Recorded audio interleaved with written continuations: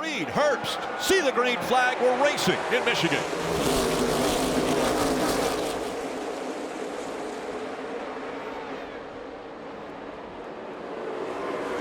Working to get up to speed.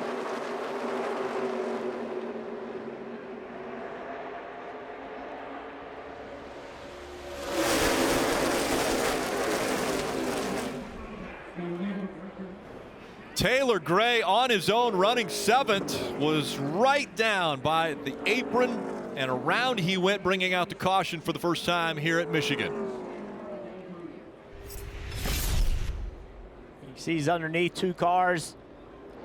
Everything looks fine, and then right there, back of the car just comes around on him, Steve. We talked about the balance between downforce, driving the car in the ground, but that robs speed. Downforce makes it drive better. Take it off, it goes faster, but this is the result. Yeah, 15 laps on tires, you're starting to lose some mechanical grip. That way, when that arrow, that crutch, that side force you're leaning on like a cane goes away, the back of the car slides around. Fortunately, no contact. Fortunately, you know, nobody hit him. He didn't hit anything.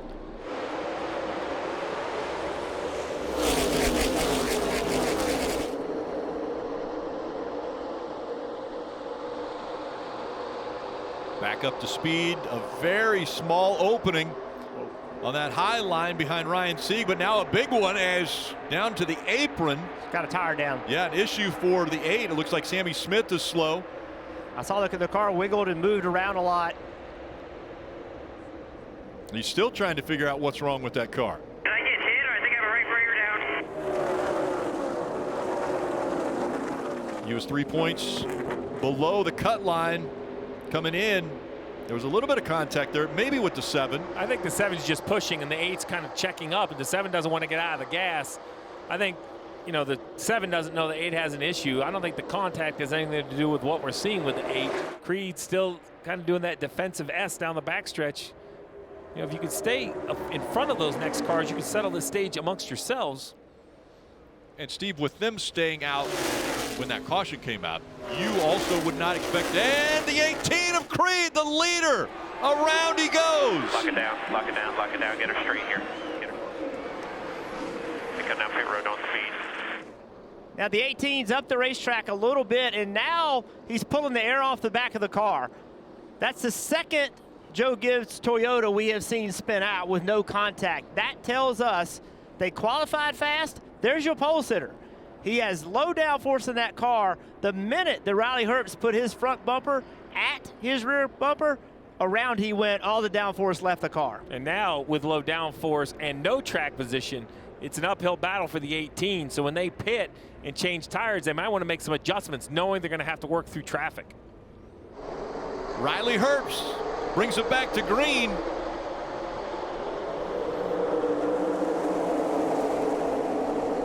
Riley pulling away just a bit. Not enough of a gap for the 7 to fit into yet. Let's see. He's getting pushed by the 39 all the way into turn 1. So Riley made a big block right there. He would have been better off staying on the door of the guys underneath him rather than trying to pick up a draft from behind. He needed to slow the cars up that were trying to go by him. Lost the lead to the 7 of Allgaier, and then Ryan Sieg came right with him. Can Riley Herbst pick up a spot, or is he going to lose them? I just don't see any way he's going to make this work. He fought back to the inside. Now for the lead. Ryan Sieg in the 39 makes the move on the 7. Will there be a crossover move? Here comes back to the bottom. The 7 of Allgaier, side by side down the backstretch. And look at these two. Now a push by Chandler Smith. Sieg is going to surge ahead. As the 7 drops back, can he hold on to 4th? The 9 of Brandon Jones to the inside.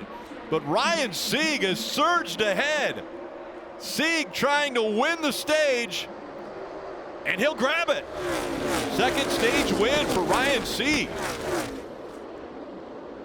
And a little checkup behind this group. You saw him spreading out back there, but now back in line as they're back underway with stage 2.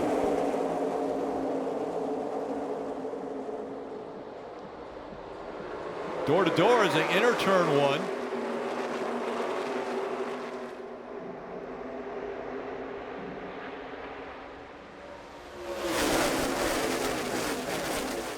3 wide for third.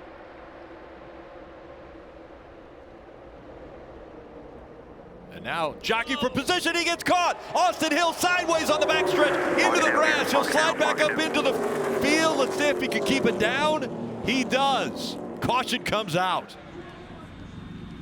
The tires are up here. Let's try to get rolling. Austin Hill in the 21 car, he saw this as an opportunity. This wreck starts all the way back here, right? Good run, good push from Allmendinger. Watch what he does right here. He finds a way to get momentum, and the minute he does, he jumps to the outside of the 9. Now he's got his left front on the right rear of the 9 car, Brandon Jones. That drags him back. Now he's got good forward momentum going down the back straightaway. So he's on the outside, and you see him coming back across the field right to that point, and then off the front bumper.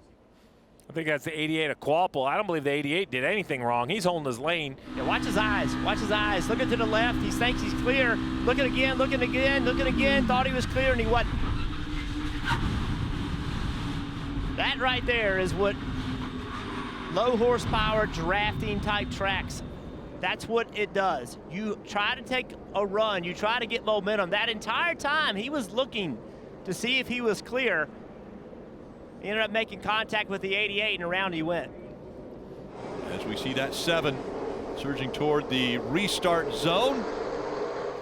Back up through the gears they go. A.J. Allmendinger on the inside line. Sieg trying to push Allgaier. And the 98 of Riley Herbst has the 16 just in front of the 7 as they enter 1. And this is where the outside line has that advantage. The bottom is broken apart. So it has at the top, and the 7 should kind of surge down the backstretch, I would think. More energy on the top lane. As I say that, the bottom pushes out. And one car moving completely out of line was Cole Custer in the 00. He gets back in line. 3 wide for second as Allmendinger's catching the 16. He slides all the way up to the top of the track. Well, Riley Herbst is in trouble right here. Everybody kind of got in order on that outside lane. Is he going to have anywhere to go in that 98 car? Yeah, the 98's just going to pop out of line and kind of easily go by the 30. Oh, contact made into the wall hard. Did not clear Sieg and got into the wall with the right front. The 9 of Brandon Jones is sideways. Oh, and a little contact there as well. The 1 of Sam Mayer caught up in this. The 98 was trying to get back up the racetrack. Yeah, the 98's just going to pop out of line and kind of easily go by the 30. Oh, contact made into the wall hard. Did not clear Sieg and got into the wall with the right front. The 9 of Brandon Jones is sideways. Oh, and a little contact there as well. The 1 of Sam Mayer caught up in this. Sieg had been having trouble off turn 2. He did again. Herbst got a big run. Tries to get back in front of him and just completely misjudges it. Yeah, just simply not clear. He's trying to cover that outside, and the 39 had to lift. The 9 got into him. To your point, Jeff, I think that he's passing the 39 with such pace that he thinks he's going to easily go by him. And at the same time, the 9 kind of gets to the 39's bumper and surges the 39 forward, which changes the pace of overtaking. John Hunter Nemechek in that 20. Back on the gas first. John Hunter full-time in the Cup Series this year, has already won 2 Xfinity Series races when he's been behind the wheel of the 20.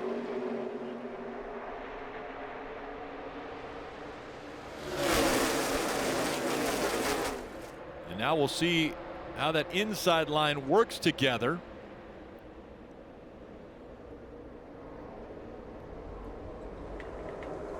Into turn 3, they say door to door. And now a battle for the second spot. It was 3 wide for a moment. Jesse Love has it.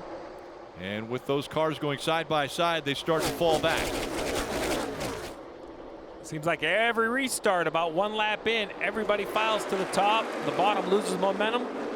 As Jesse Love laid back on purpose to try to get good forward momentum. Let's see if he can make it happen. Yeah, look at this big run. Almost got to him too quickly, though. Needed to have that gap getting into turn 3. I feel like he's dragging back a little bit, trying to get a run. Needs a little bit of push from Allmendinger. The momentum's got to come forward. The 19 now pushing up to the 16. The 16 will close in on the 2. But will it come at the right time to actually make a move here off from 4? Running middle of the track, Hunter Nemechek in the 20. Looks like he's got a big enough gap in front. And Hunter Nemechek will win stage 2.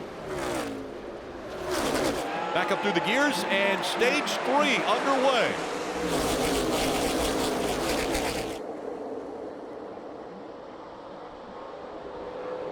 Hunter Nemechek getting a good push right now from Allgaier, is going to clear the 88 of Carson Kvapil. Allgaier also will clear that 88. We'll see if they both slide up and take over the top line. They do. A.J. Allmendinger in the 16 in front of them, and they go spinning behind them. The 10 involved in it. So Daniel Dye. There's the 10 of Daniel Dye sliding down the racetrack now. Lawless the 15, Allen. Yep, Lawless Allen. There's the 15, 3 wide on the bottom. Yeah, there you go. Lewis chases it up, catches the 27 and the 10. Jeb kind of gets it going. No, he ends up spinning around in the grass. The 10, Daniel Dye, doing nothing wrong. 3 wide top.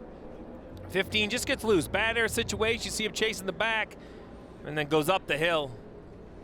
Sees part for the 97 and the 44 to get through. Racing for about 16th position there. Green flag back out.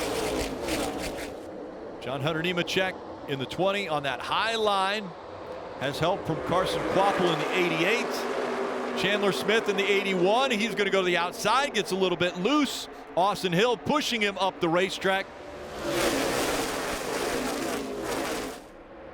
Pushing was accurate. I'm not sure if the 81 was driving to the top or being pushed to the top, but it's going to end up working out as the 21 now is that car in the middle. Blue hood, middle 3 wide.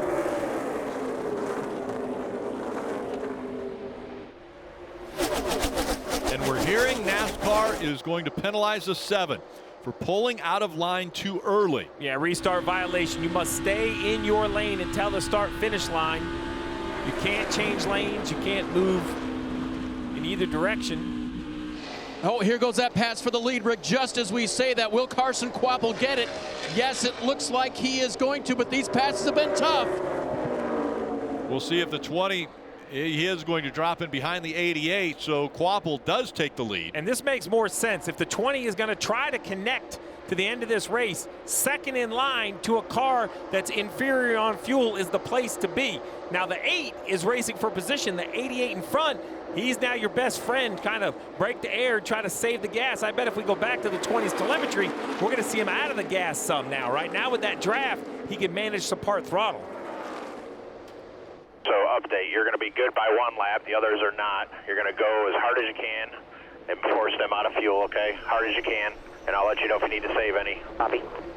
And so that is what Justin Allgaier is doing. Passing cars, going to the front, trying to run the others out of fuel. He's got 7 extra laps. It's going to take full concentration. You're not only trying to keep the lead if you're Hunter Nemechek, but you're trying to do it with not burning the fuel. As we see a big slide, the 7's going to take advantage. Teammate behind to push him through. Yeah, way up the racetrack. We saw that 81 go up, and so now the 7 of Allgaier and the 8 of Sammy Smith both cleared the 81 of Chandler Smith. Allgaier in a position where if fuel comes into play, he's got the most of anybody around him. 2 teammates, though, behind him. They're going to work together. And the 88 now on his way to pit road. That will put the race back into the hands of Justin Allgaier. Allgaier now leading the 88 on pit road, Dave. Car did not sputter. Carson did not say anything. They called him to pit road. They knew they couldn't make it to the end. They were just hoping the weather would get here first and end the race. That did not happen. The clouds came over the racetrack. The good thing is right now that we haven't heard of or seen any precipitation. So you move right there from Creed. Gets by his teammate Nemechek. We don't think about traffic in a situation like this, but Caution's it's out. Caution's out in the wall 2. Car in the wall in turn 2. Oh, wow. 91 hard, Kyle Weatherman. And Kyle's trying to climb out of that car quickly. We blew a right front and hit a freaking ton, Mario. You see right here the 91 toward the bottom, and there it is. Oh, Tad Boyd, the spotter, was right. That was a huge hit. it's for a car that had issues today. He's 22 laps behind, back at 32nd. So, hate to see that. Yeah, that narrowed that car up quickly. We see the AMR safety crew quickly going to attend to Kyle Weatherman. Stacked up the first 4 rows. And a very even restart. Now jumping out of line. The 18, but he jumps back in line. That destroyed the energy on the outside. But here comes the 7. Allgaier trying to get by the 8. He stays high and he'll clear him down the backstretch. The 18 stays back there. He's getting a shove from the 20 of Nemechek. Those 3 are going to try to surge ahead. Here comes the 30 on the inside. He'll start to fall back. A big gap now between Allgaier and the rest of the field.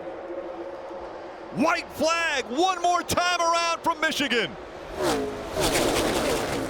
Has Allgaier gotten too far out in front?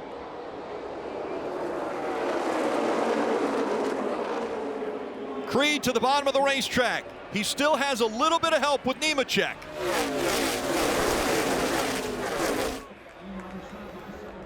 Down the backstretch, the field, 2 by 2 for 5th and a big wreck. The 88 gets caught up in Carson Quapple. The caution comes out, that will end the race. Upside down and over, goes to 28. So Kyle Sieg back on his wheels. And Allgaier will win in Michigan.